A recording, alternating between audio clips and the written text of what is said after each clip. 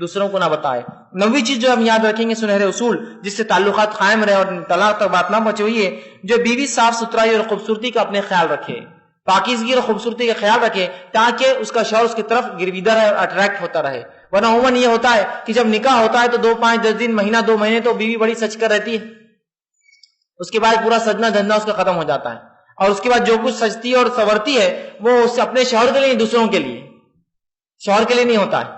بہت سی بیویاں جب ان سے کہا جاتا ہے اسلام میں میک اپ تو کیا جا سکتا ہے جس میں اشیاء حلال ہو جو استعمال ہوتی ہو اور شریعت کے اگر مطابق ہو خوبصورتی ہو تو اپنے شوہر کے حد تک کیا جا سکتا ہے، شوہر کے حد تک. تو بہت سی بیویاں یہ جواز تو دیتی کہ ہم نے شوہر کے لیے سجتی اور سنورتی ہے، لیکن حقیقت تو یہ ہے کہ ایک دعوت میں جانا میاں اور بیوی کو، ایک دعوت میں جانا، میاں کہہ رہا ہے کہ میں 6 بجے آفس آؤں گا تیار رہو، جو بیوی سج رہی کس کے نام سے؟ شوہر کے نام سے. دیکھیے اب کیسا سج رہی ہو. 6 بجے شوہر آیا تو تیار تھی، برقع اس نے پہنا، شوہر نے اسے نہیں دیکھا ابھی، اس نے منہ ہاتھ دھویا، گاڑی میں بیوی پیچھے بیٹھی اور چلی گاڑی. وہ محفل میں پہنچا، محفل میں جا کر کہا تم چلے جاؤ، وہ عورتوں میں چلے گئی، مردوں میں چلا گیا. محفل میں عورت رہی، وہاں اس نے برقع اتارا، تمام لوگوں نے دیکھا اور پتہ نہیں محرم غیر محرم بنا تمیز کے مرد وہاں گھس رہے، سب نے اسے دیکھا. وہ ہونے کے بعد شوہر آیا، رات کے 9 10 بج گئے، 11 بج گئے، گاڑی پہ وہ اتری، پیچھے بیٹھی، تھوڑی بہت بات چیت ہوئی، گھر گئے.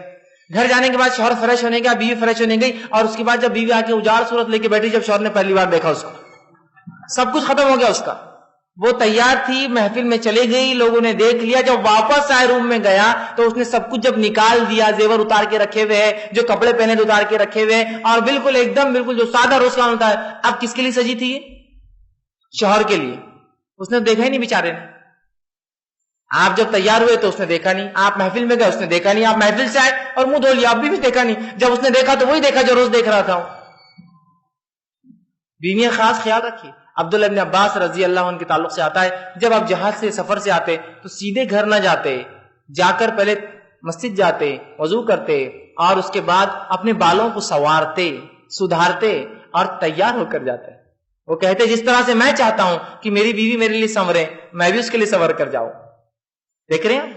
تو خوبصورتی کا خیال رکھیے، طہارت کا خیال رکھیے. ٹھیک، اور یہ نہیں کہ خوبصورتی کا خیال صرف جب آپ ایسے ایام میں جب آپ نماز پڑھتی ہو، جب نماز نہ پڑھتی ہو اس ایام میں بھی آپ اپنے آپ کو سجائیں گے اور دجائیں گے، اس لیے تاکہ آپ کا شوہر آپ کی طرف مائل ہوتا رہے.